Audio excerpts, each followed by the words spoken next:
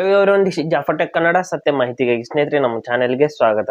ಸ್ನೇಹಿತರೆ, ಇವತ್ತು ನಾವು ನಮ್ಮ ಫೋನ್ ಅಲ್ಲಿ ಉಮಂಗ್ ಆಪ್ ನ ಉಮಂಗ್ ಆಪ್ ಅನ್ನೋದು ಇನ್ಸ್ಟಾಲ್ ಆಗದೆ ಹೋದ್ರೆ ನಾವು ಯಾವ ರೀತಿ ಅದನ್ನ ಪ್ರಾಬ್ಲಮ್ ನ ಸಾಲ್ವ್ ಮಾಡ್ಕೋಬೇಕು ಅಂತ ಚರ್ಚೆ ಮಾಡೋಣ.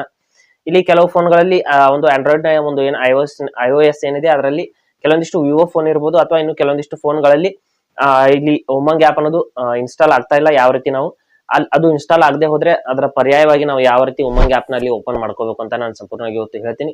ಹಾಗೆ ನಮ್ಮ ಚಾನಲ್ಗೆ ಮೊದಲು ಬಂದಿದ್ರೆ ದಯವಿಟ್ಟು ನಮ್ಮ ಚಾನಲ್ ನ ಸಬ್ಸ್ಕ್ರೈಬ್ ಮಾಡಿ ಮತ್ತು ಪಕ್ಕದಲ್ಲಿ ಇರುವಂತಹ ಬೆಲ್ ಐಕಾನ್ ಅನ್ನು ಪ್ರೆಸ್ ಮಾಡಿ ನಮ್ಮ ತಂತ್ರಜ್ಞಾನ ಆಧಾರಿತ ಬೃಹತ್ ಕುಟುಂಬದ ಸದಸ್ಯರಾಗಿ. ಸ್ನೇಹಿತರೆ, ಆಂಡ್ರಾಯ್ಡ್ ನಲ್ಲಿ ನಮಗೆ ಉಮಂಗ್ ಆಪ್ ಅನ್ನೋದು ಇನ್ಸ್ಟಾಲ್ ಆಗದೆ ಹೋದ್ರೆ ನಾವು ಕ್ರೋಮ್ ಬ್ರೌಸರ್ ನಲ್ಲಿ ಉಮಂಗ್ ನ ಎಲ್ಲಾ ಸೇವೆಗಳನ್ನ ಪಡ್ಕೋಬಹುದು. Same to same Umang app ನಲ್ಲಿ ಯಾವ ರೀತಿ ಇರುತ್ತೆ ಅದೇ ರೀತಿ ನಾವು ಕ್ರೋಮ್ ಬ್ರೌಸರ್ ನಲ್ಲಿ ಅಥವಾ ಇನ್ಯಾವುದೇ ಬ್ರೌಸರ್ ನಲ್ಲಿ ಪಡ್ಕೋಬಹುದು. ಯಾವ ರೀತಿ ಅಂತ ನಾನು ತೋರಿಸ್ತೀನಿ ನೋಡಿ. ಇಲ್ಲಿ ನಿಮ್ಮ ಫೋನ್ ಅಲ್ಲಿ ಬ್ರೌಸರ್ ನ ಓಪನ್ ಮಾಡ್ಕೊಳ್ಳಿ, ಕ್ರೋಮ್ ನ ಓಪನ್ ಮಾಡ್ಕೊಳ್ಳಿ. ಕ್ರೋಮ್ ನ ಓಪನ್ ಮಾಡಿದ ನಂತರದಲ್ಲಿ ಇಲ್ಲಿ ಉಮಂಗ್ ಅಂತ ಸರ್ಚ್ ಮಾಡ್ಕೊಳ್ಳಿ. ಉಮಂಗ್ ಆಪ್ ಅಂತ ಸರ್ಚ್ ಮಾಡಿದ ನಂತರದಲ್ಲಿ ನಿಮ್ಮ ಫೋನ್ ಅಲ್ಲಿ ಆಪ್ ಇನ್ಸ್ಟಾಲ್ ಆಗದೆ ಹೋದ್ರೆ ಈ ರೀತಿ ನೀವು ಮಾಡಬಹುದು. ಇಲ್ಲಿ ಎಲ್ಲಾ ಸೇವೆಗಳನ್ನ PF ನ ಒಂದು EPF ನ ಎಲ್ಲಾ ಒಂದು ಪಾಸ್ಬುಕ್ ಇರಬಹುದು ಅಥವಾ ಇನ್ಯಾವುದೇ ಸೇವೆಗಳನ್ನ ನೀವು ಅಲ್ಲಿ ಪಡ್ಕೋಬಹುದು. ಈ ರೀತಿ ಉಮಂಗ್ ಆಪ್ ಅಂತ ಸರ್ಚ್ ಮಾಡಿದ ನಂತರದಲ್ಲಿ ಮೇಲ್ಗಡೆಯಲ್ಲಿ ಉಮಂಗ್ ಅಂತ ಒಂದು ಆಪ್ಷನ್ ಬರುತ್ತೆ ಅಥವಾ ಉಮಂಗ್ ನ ಒಂದು ವೆಬ್ಸೈಟ್ ಬರುತ್ತೆ. ಅದರ ಮೇಲೆ ಕ್ಲಿಕ್ ಮಾಡ್ಕೊಳ್ಳಿ. ಮಾಡಿದ ನಂತರದಲ್ಲಿ ಇಲ್ಲಿ ನೋಡಬಹುದು ಅದರ ಒಂದು ಡ್ಯಾಶ್ ಬೋರ್ಡ್ ಇಲ್ಲಿ ಓಪನ್ ಆಗಿ ಬಂದಿದೆ. ಇಲ್ಲಿ ಈ ಕಡೆಗೆ ಒಂದು 3 ಗೆರೆಗಳು ಇರುತ್ತೆ ಸ್ನೇಹಿತರೆ, 3 ಲೈನ್ಸ್ ಇರುತ್ತೆ. ಈ ಕಡೆ ನೋಡಬಹುದು ರೈಟ್ ಕಾರ್ನರ್ ನಲ್ಲಿ ಅದ್ರ ಮೇಲೆ ಕ್ಲಿಕ್ ಮಾಡ್ಕೊಳ್ಳಿ. ಮಾಡಿಬಿಟ್ಟು ಇಲ್ಲಿ ನೋಡಿ ರಿಜಿಸ್ಟರ್ ಆರ್ ಲಾಗಿನ್ ಅಂತ ಇಲ್ಲಿ ನೋಡಬಹುದು. ಆಪ್ ನಲ್ಲಿ ಯಾವ ರೀತಿ ಇರುತ್ತೆ ಸೇಮ್ ಟು ಸೇಮ್ ಇಲ್ಲಿ ಇಂಟರ್ಫೇಸ್ ನೋಡೋದಕ್ಕೆ ಸಿಗುತ್ತೆ. ಇಲ್ಲಿಂದ ನೋಡಬಹುದು ನೀವು ಫೋನ್ ನಂಬರ್ ಹಾಗೂ ನಿಮ್ಮ ಒಂದು MPIN ಅನ್ನು ಹಾಕಿ ಲಾಗಿನ್ ಮಾಡ್ಕೊಳ್ಳಿ. ಅಥವಾ MPIN ಇಲ್ಲ ಅಂದ್ರೆ ಲಾಗಿನ್ ವಿತ್ OTP ಅಂತ ಸೇಮ್ ಟು ಸೇಮ್ ಆಪ್ ನಲ್ಲಿ ಯಾವ ರೀತಿ ಇದೆ ಅದೇ ರೀತಿ ಇರುತ್ತೆ. ಅದ್ರ ಮೇಲೆ ಕ್ಲಿಕ್ ಮಾಡಿಬಿಟ್ಟು ನೀವು ಫೋನ್ ನಂಬರ್ನ ಹಾಕಿಬಿಟ್ಟು ಸೆಂಡ್ OTP ಅಂತ ಕ್ಲಿಕ್ ಮಾಡ್ಕೊಳ್ಳಿ.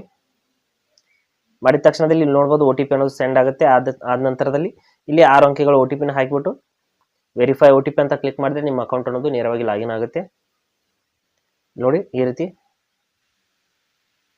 ಇಲ್ಲಿ ಹಾಕಿದ ನಂತರದಲ್ಲಿ ವೆರಿಫೈ OTP ಅಂತ ಕ್ಲಿಕ್ ಮಾಡ್ಕೊಳ್ಳಿ. ವೆರಿಫೈ OTP ಮೇಲೆ ಕ್ಲಿಕ್ ಮಾಡಿದ ನಂತರದಲ್ಲಿ ಇಲ್ಲಿ ನೋಡಬಹುದು ನಮ್ಮ ಉಮಂಗ್ನ ಎಲ್ಲಾ ಸರ್ವಿಸಸ್ಗಳು ಇಲ್ಲಿ ಓಪನ್ ಆಗುತ್ತೆ. ನೋಡಿ ಇಲ್ಲಿ ಕೆಳಗಡೆ ಸರ್ವಿಸಸ್ ಆಲ್ ಸರ್ವಿಸಸ್ ಮೇಲೆ ಕ್ಲಿಕ್ ಮಾಡ್ಕೊಳ್ಳಿ. ಅಲ್ಲಿಂದ ನಿಮ್ಗೆ ಯಾವ ಸರ್ವಿಸ್ ಬೇಕೋ ಅದನ್ನ ಆಕ್ಸೆಸ್ ಮಾಡ್ಕೋಬಹುದು. ನಾನು EPF ಸರ್ವಿಸ್ ನ ಓಪನ್ ಮಾಡಿಬಿಟ್ಟು PF ಬ್ಯಾಲೆನ್ಸ್ ನ ಓಪನ್ ಮಾಡಿ ನಿಮಗೆ ತೋರಿಸ್ತೀನಿ.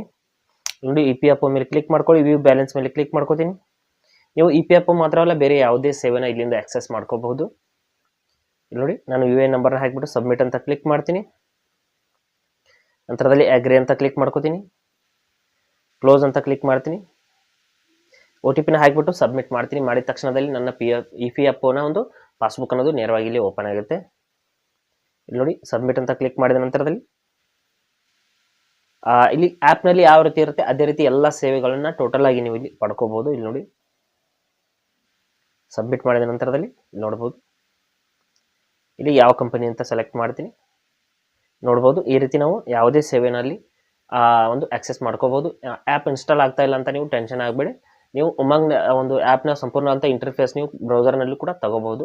ಹಾಗೆ ಸ್ನೇಹಿತರೆ, ಕೊಟ್ಟಿರೋ ಮಾಹಿತಿ ಸಂಪೂರ್ಣ ಮತ್ತು ನಿರೂಪಣೆ ಮಾಡಿದ ಶೈಲಿ ಉತ್ತಮ ಅಂತ ಅನಿಸಿದ್ರೆ ವಿಡಿಯೋನ ಲೈಕ್ ಮಾಡಿ ಮತ್ತು ನಿಮ್ಮ ಸ್ನೇಹಿತರಿಗೂ ಕೂಡ ಶೇರ್ ಮಾಡಿ. ಹಾಗೆ ಅದರ ಬಗ್ಗೆ ಸಮಸ್ಯೆಗಳು ಡೌಟ್ಗಳಿದ್ರೆ ಕಮೆಂಟ್ ಅಲ್ಲಿ ಅವಶ್ಯವಾಗಿ ತಿಳಿಸಿ. ಮುಂದಿನ ವಿಡಿಯೋದಲ್ಲಿ ಮತ್ತೊಂದು ಹೊಸ ವಿಷಯದೊಂದಿಗೆ ಇದೇ ರೀತಿ ನಿಮ್ಮ ಮುಂದೆ ಬರ್ತೀವಿ. ಎಲ್ಲಿವರೆಗೂ ಟೇಕ್ ಕೇರ್.